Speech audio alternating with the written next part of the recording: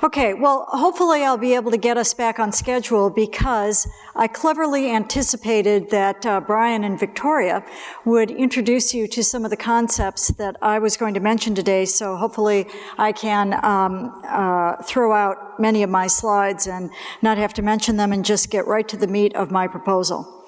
So, John Maddox, who was who was editor-in-chief of Nature before Phil Campbell, was asked, how much of what you publish in Nature is wrong? And he famously answered, all of it. And when you think of it, what he meant by that is, viewed through the lens of time, just about everything that we write down, well, someday we will look back on it and say, that doesn't seem quite right. That doesn't really look like how we would express things today.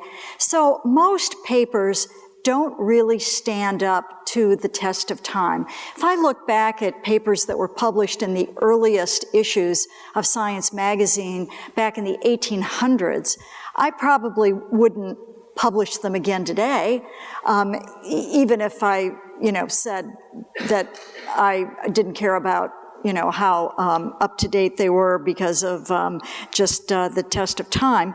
It's that they basically don't have the time moves on, and so the question is, how do we capture what is actually enduring in science papers?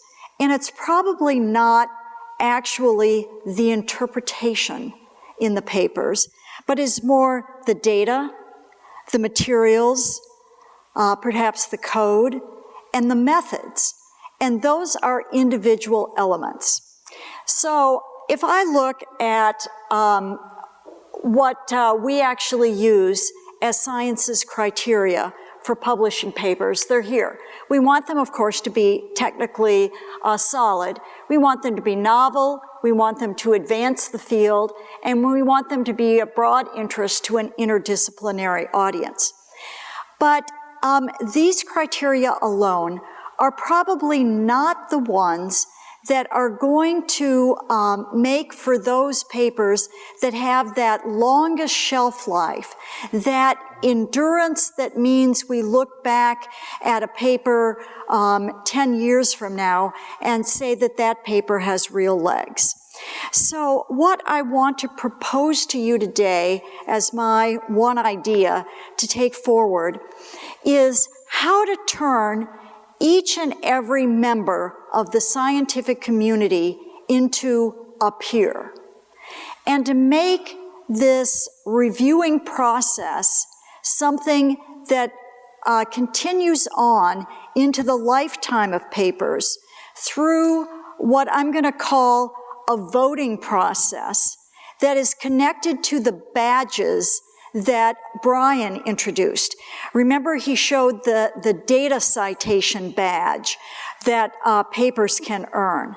Now, what if in that data citation badge now, or the data availability badge, now what if a paper gets a vote every time someone actually accesses that data? You know that we as scientists are easily bought. I mean, we're kind of cheap that way, in that it doesn't take much to little pats on the back or something that we easily are convinced that we've done something good. So what I'm thinking of, if we look at problems like codes not being available, which Victoria talked about, and the fact that we've got everything from very complex codes in climate to very simple codes in biology that run Excel sheets.